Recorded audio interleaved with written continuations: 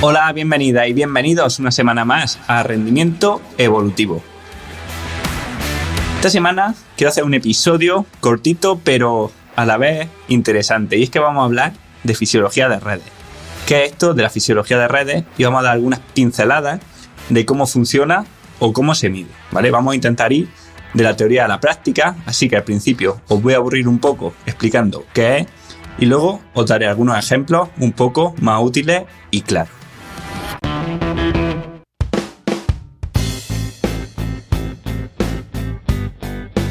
¿Qué es la fisiología de redes? Bueno, pues piensa en tu cuerpo como si fuese un pueblo, ¿no? En el pueblo, ¿qué hay? Bueno, hay comercios, ¿no? Tiendas, hoteles, supermercados. Está el ayuntamiento, ¿no? Los servicios, digamos, más centralizados.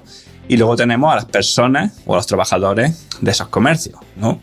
Esto es lo mismo que pasa en el cuerpo, ¿no? Donde tendríamos, pues, esos alojamientos que pueden ser los órganos, por decirlo así, el riñón, el hígado, etcétera. Tendríamos ese ayuntamiento que puede ser el sistema nervioso y tendríamos los trabajadores, ¿no? Que son, pues bueno, por ejemplo, las células que están dentro de cada uno de esos comercios que hemos dicho antes. Tendríamos enzimas, proteínas, bueno, un montón también de sustancias que viajan de unas partes a otras del organismo comunicándoles, ¿vale? Bien. Lo importante en el pueblo no es que haya muchos hoteles, ¿no? O más o menos vecinos, ¿no? O sea, para que el pueblo o un país o lo que queráis funcione bien, lo que hace falta es que todas estas partes entre sí se relacionen bien. O sea, necesitas que las personas entren a los comercios, ¿no? Necesitas que el colegio abra la hora donde los padres trabajan o que el bar no esté cerrado justo cuando la gente, pues, ha terminado de trabajar, ¿no? Bien. Pues siguiendo el símil, la fisiología que hemos visto generalmente nosotros en la carrera, ¿vale? Ya seamos entrenadores, nutricionistas, fisios, lo que sea, suele ser una fisiología tradicional, ¿no? Que analiza cada parte del pueblo, ¿no? O sea, analiza un comercio, ¿no? Los restaurantes, o analiza a las personas. No, mejor dicho, a una única persona, ¿no? Y esto es muy importante, por supuesto. Pero lo que hace la fisiología de redes es estudiar cómo se sincronizan estos comercios entre sí y con la gente. O sea, por ejemplo, la fisiología de redes estudiaría cómo el hígado, el cerebro o el riñón juntos se sincronizan, ¿vale? O cambian para compensar, por ejemplo, el estrés que nos supone empezar a hacer ejercicio. O poniendo otro ejemplo, pues cómo todos los músculos del organismo, incluso los del tren superior o las manos, colaboran entre sí para que seas capaz de sostenerte a la pata coja. Podríamos decir que el enfoque reduccionista de la fisiología tradicional se refleja bien en la conocida expresión, abro comillas, efectos de, cierro comillas, que ha aparecido en al menos 22.000 artículos en las últimas 2 décadas. Esta asunción de que un evento va a ser una causa que nos va a llevar a cometer las mismas consecuencias, unas consecuencias además predecibles, es la que nos lleva a cometer errores cuando nos manejamos con sistemas complejos. Y es que la fisiología se ha estudiado tradicionalmente, o sea, como la forma en la que lo hemos estudiado en ciencia del deporte, en nutrición, en fisiología, en medicina, ¿no? La mayoría de nosotros, pues ha sido a través de una visión mecanicista donde pensábamos que si entendíamos cómo funcionaba cada una de las piezas que componen el puzzle que es el organismo humano, entonces seremos capaces de montar el puzzle y controlarlo. Pero lo que vamos viendo es que saber más y más no nos sirve, ¿no? Porque el organismo no se parece a un puzzle, sino más bien a una especie de cubo de Rubik, donde cuando cambia una pieza, cambian las demás. Y ojo, no quiero decir ni mucho menos que la fisiología tradicional sea errónea. O sea, no. Lo que digo es que es incompleta y además siempre va a estar incompleta, ¿vale? O sea, es cierta, es verdad, pero es solamente una parte de la verdad. Al final, en la fisiología tradicional, lo que estudiamos son valores promedios, sumatorios y, en definitiva, valores aislados, ¿no? O sea, fijaros, la concentración de lactato, el pulso promedio, la frecuencia ventilatoria, la temperatura corporal, los valores de urea, etc. En cambio, en la fisiología de redes se busca analizar las variables colectivas, o sea, cómo se relacionan estas partes y que son además bastante más complicadas de medir. Son métricas que analizan series de datos, o sea, cómo un parámetro, o los datos segundo a segundo, ¿no? O milésima a milésima de un parámetro van fluctuando. Y además, cómo cada serie de datos de un parámetro se relaciona con la serie de datos de otros parámetros, ¿vale? O sea, se trata de unos métodos de análisis basados en dinámicas bastante diferentes que a mí personalmente, que vengo de estudiar ciencias del deporte, pues me ha costado muchísimo trabajo llegar a comprender. Ya no os digo llegar a calcular, lo que obviamente no sé, yo no soy matemático, pero el simple hecho incluso de llegar a comprender cómo funcionan ha sido algo que a mí personalmente me ha costado trabajo. Así que os voy a explicar, pero muy brevemente, solamente para que tengáis una idea de lo que mide la fisiología de redes, ¿vale? Os voy a explicar algunos métodos más comunes.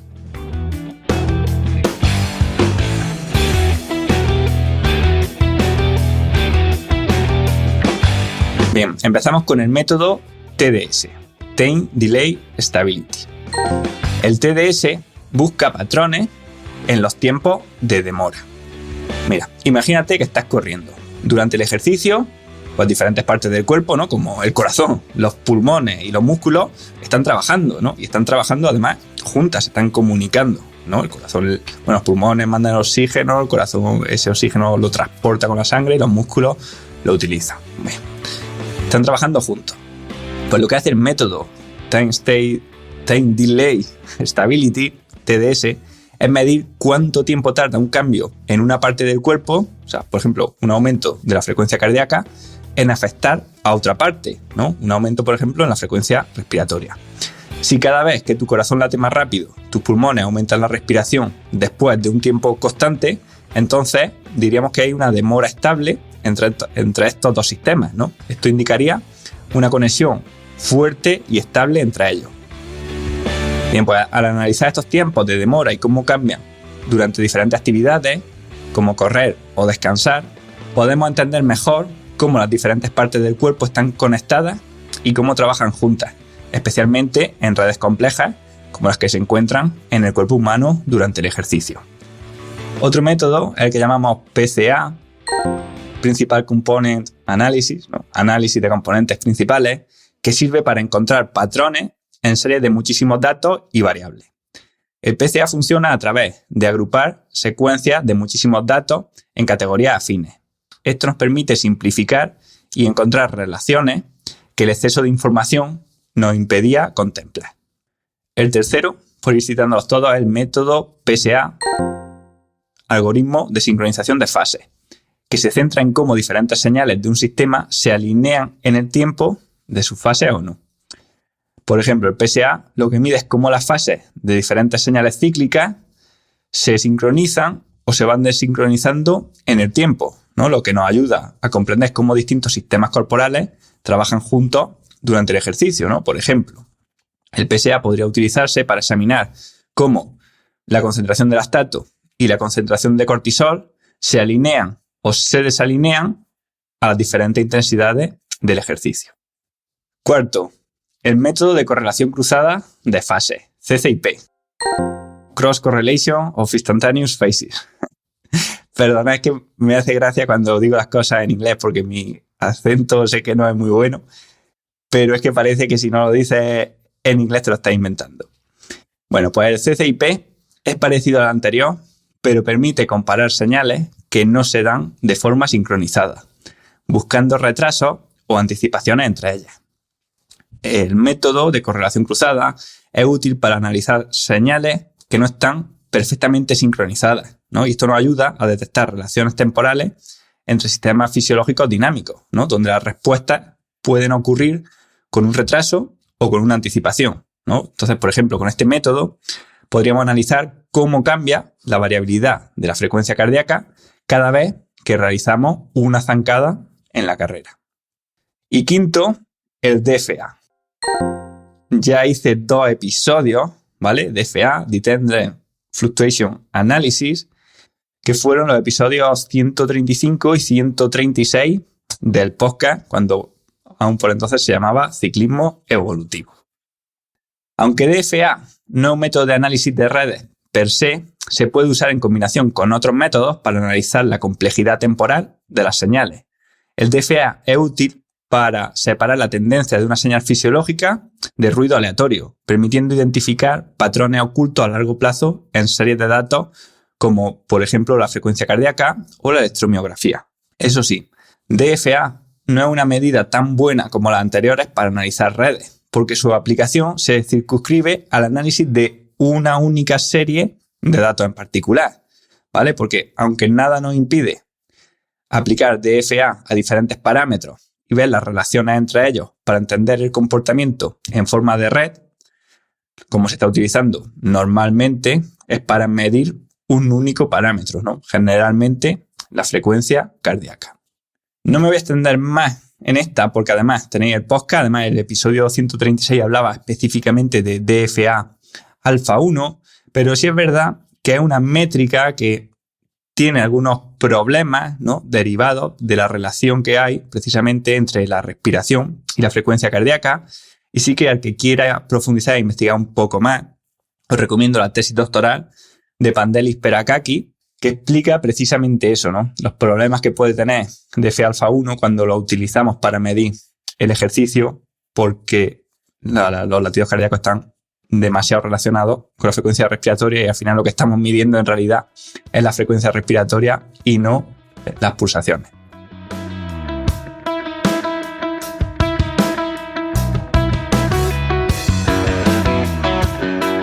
Estos son 5 de los métodos que se usan para analizar la sincronización entre componentes en fisiología de redes. Todos estos métodos tienen en común que analizan la dinámica de los sistemas fisiológicos, buscando relaciones y patrones.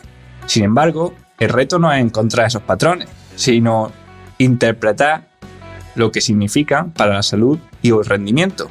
Porque si no, nos volveríamos a quedar en el problema del reduccionismo, ¿vale? Encontrar patrones de forma reduccionista y no saber lo que significa. Y es que tenemos un problema común a todos estos métodos para medir la fisiología de redes, digámoslo así, y que tiene una solución bastante difícil, y es que encontrar patrones o relaciones no nos dice necesariamente si una persona está mejor o peor que otra, ¿no? Porque no sabemos qué patrón o qué forma de sinergia entre las estructuras fisiológicas es la óptima, ¿no? O la más adecuada. O sea, volviendo al ejemplo del pueblo, pues ¿cómo sabemos qué formas de interacción entre sus ciudadanos son adecuadas o inadecuadas, ¿no? Si al final cada persona es diferente, ¿no? Cada comercio es diferente y al final cada persona puede relacionarse diferente con las demás y aún así que todas hagan las mismas funciones. O sea, al final en España no sé cuántos pueblos tendremos, 20.000 pueblos a lo mejor, y todos los pueblos cumplen sus funciones de pueblo, aunque todos también son únicos en sí mismos, ¿no? Bueno, ese es el problema, ¿no? Y es que hasta ahora la fisiología de redes es un campo poco estudiado y del que tenemos más teoría que realidades por la dificultad que entraña, primero, medir y segundo, comprender las relaciones entre tantísimas partes del organismo.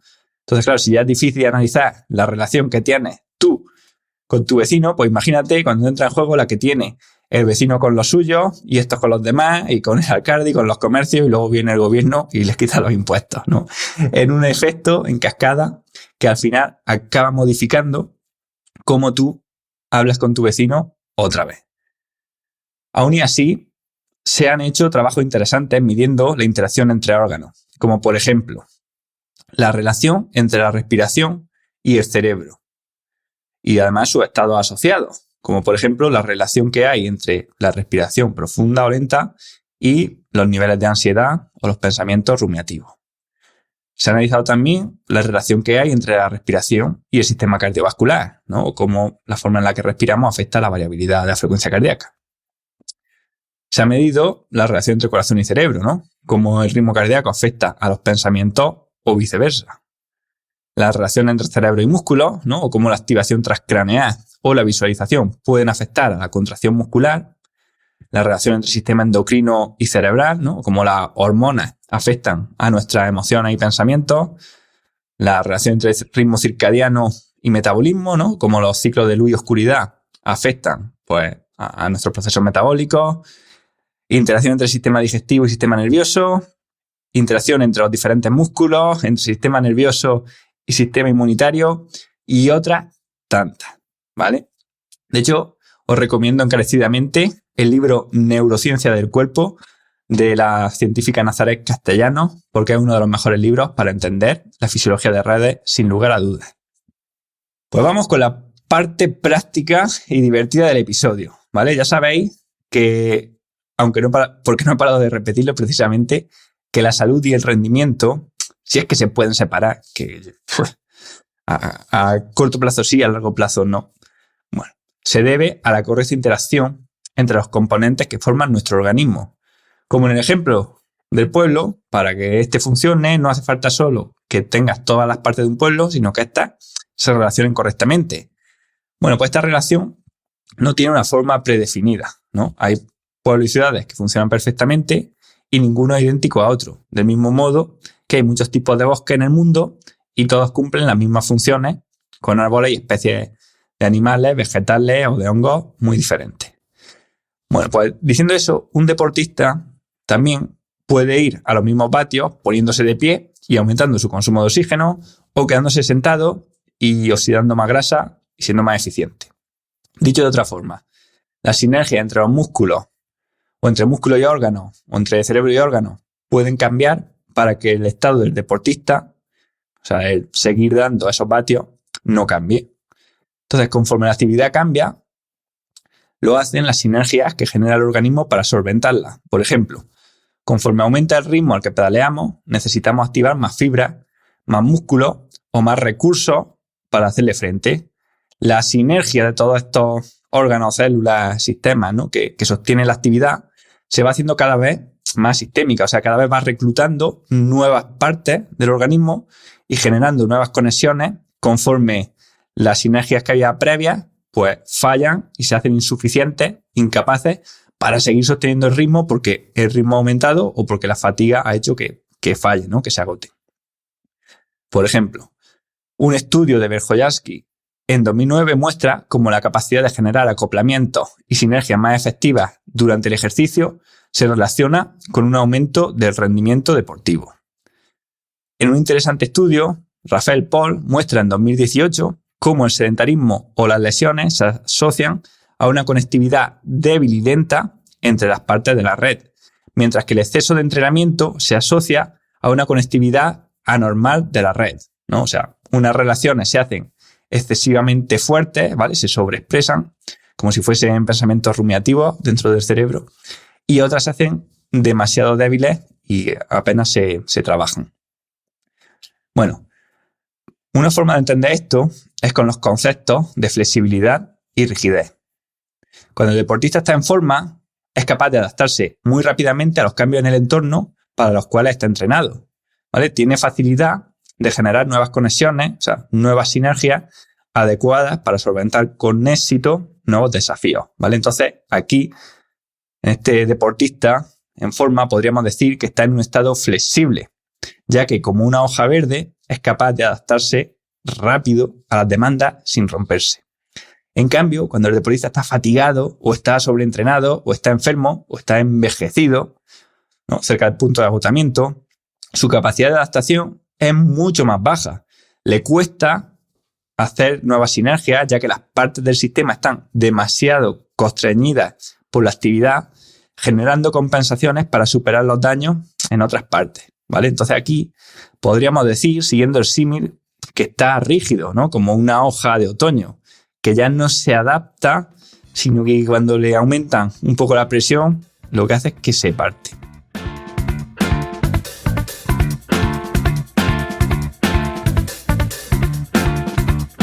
Piensa lo que ocurre, por ejemplo, en una marcha, en la Gran Fondo Sierra de Segura. Lo que te va a pasar cuando estés haciéndola. Bueno, pues en la primera parte aún estás fresco y eres adaptativo, ¿no? Cuando estés subiendo la cumbre, que es el primer puerto, pues si alguien ataca, vas a poder seguirle ritmo, ¿no? Más o menos. Si ves a un amigo en el público, pues te puedes acordar de hacerle una broma. Si lo necesitas, te pones de pie, puedes pegar un sprint, ¿no? Pero conforme van pasando los kilómetros y te vas deleitando con las vistas, pues poco a poco esa capacidad adaptativa se va a ir perdiendo, ¿no? Y ya en los kilómetros finales, en el último puerto, en la subida al castillo, pues ya seguramente no vas a ser capaz de salir a los ataques, ni de apretar, o ponerte de pie para alcanzar a los rivales, ¿no? O sea, de hecho, no vas a poder ni concentrarte seguramente en el paisaje. Ya en la última subida irás tan fatigado que todo tu organismo se encuentra limitado, ¿no? Constreñido por la tarea, que es mantener el ritmo lo más fuerte posible, lo que hará que tu foco atencional tampoco sea capaz de irse a otra cosa, ¿vale? Aquí usamos el principio de esclavitud para decir que todo tu organismo se encuentra constreñido por la tarea y esta tarea esclaviza a sus subsistemas, ¿no? O sea, a nuestras partes, y hace que no podamos, pues eso, focalizarnos en otra cosa más que en esa tarea. Porque al final, durante este esfuerzo agotado, no es que tus músculos vayan a trabajar para que la hagas lo más rápido posible, ¿no? Es que tu hígado, sistema nervioso, riñones, corazón, pulmones, todo, ¿no? Todo tu organismo va a trabajar en la mayor sincronía posible para que sostenga el ritmo, ¿no? Por eso me gusta además tanto lo que es el rendimiento en ciclismo, porque es la forma en la que de verdad detectamos, ¿no? O probamos qué es lo que nuestro organismo en su conjunto es capaz de hacer, ¿vale? O sea, uno en el gimnasio, alguien puede tener mala vida, beber alcohol, no cuidarse y tener grandes músculos. Pero tener una mala vida, no cuidarse y ir muy rápido en una prueba muy larga, eso es harina de otro costal, porque todos nuestros órganos son importantísimos para que seamos capaces, pues, por ejemplo, de depurar las sustancias de desecho que se van produciendo durante el ejercicio, de desecho o no de desecho, ¿no? Porque al final, pues, también compensamos, por ejemplo, los altos niveles de acidez, o transformamos el lactato en glucosa de nuevo, en el hígado, o bueno, un montón de funciones que van ocurriendo durante la fatiga. La verdad es que estos conceptos de fisiología de redes son muy intuitivos y eso es algo que me gusta, porque cuando en la fisiología nos hablan de dominio de intensidad, de umbrales, pues nos cuesta entenderlo, porque a nivel práctico uno no nota nada. Al pasar de pedalear 10 vatios por debajo del primer o del segundo umbral a 10 vatios por encima, por ejemplo, ¿no? Eso no nos damos cuenta, no sentimos que haya nada. Pero en cambio, cuando hablamos de procesos de flexibilidad y rigidez, lo entienden mucho mejor los deportistas que lo han experimentado. Por ejemplo, hace un año o así hice un vídeo, después de hacer un test de 20 minutos, donde explicaba estos conceptos y cómo al principio, en los primeros minutos del test, pues vas en un estado más flexible. Entonces, si te llega un repecho, te pones de pie y lo atacas con energía, ¿no? Eres capaz de concentrarte en otra cosa. Vas con la música. Si te llama alguien al móvil, serías capaz casi de cogerlo y por lo menos apagarlo, ¿no? Vamos en un estado más o menos flexible dentro de que es un test corto. Pero en los últimos 5 o 10 minutos del test, vamos cada vez en un estado más rígido donde ya nos llega a la rampa y ya en vez de ser capaz de ponerme de pie y darla con ganas, me tengo que agachar, o sea, no puedo ni ponerme de pie, agachar la cabeza e intentar mantener los vatios, mantenerlos, ¿no? Somos mucho más como un tractor. En vez de ser adaptativos y flexibles, somos ya rígidos. Mantengo los vatios. Si me llaman no puedo ni echarme la mano atrás a cogerlo, no puedo ni beber agua, no puedo ni pensar en otra cosa. O sea, estoy totalmente en ese momento constreñido por la tarea, ¿no? En un estado rígido en el cual ya no me puedo adaptar. Por eso, la verdad que me gusta mucho cuando alguien dice que el libro de la naturaleza del entrenamiento pone en orden las ideas que ellos ya tenían, que era el libro que le hubiera gustado decir, porque me gusta porque me hace pensar que son ideas reales, que existen, ¿no? Que existen porque las entendemos al momento. No como los modelos tradicionales que si no te lo explican, pues no lo entiendes porque tú estás haciendo deporte y tú no entiendes que haya un umbral o que haya un paso en el que la energía es más oxidativa y luego más glucolítica o que sea más ácido graso, menos ácido graso. Esto no lo vemos, ¿no? Es una cosa, pues bueno, teórica. Pero estos conceptos sí que son reales, y otros tantos, ¿no? Que los podemos experimentar. Y eso, la verdad, que creo que da mucha validez a lo que estamos diciendo. Y sin más, hasta aquí el episodio de hoy. Recordaros solamente que si queréis seguir profundizando, tengo una lista de correos donde voy mandando de forma más o menos periódica, pues reflexiones, información, aprendizaje y bueno, cosas que voy aprendiendo. Y sin más, me despido. Yo soy Manu Solarfona y esto ha sido Rendimiento Evolutivo.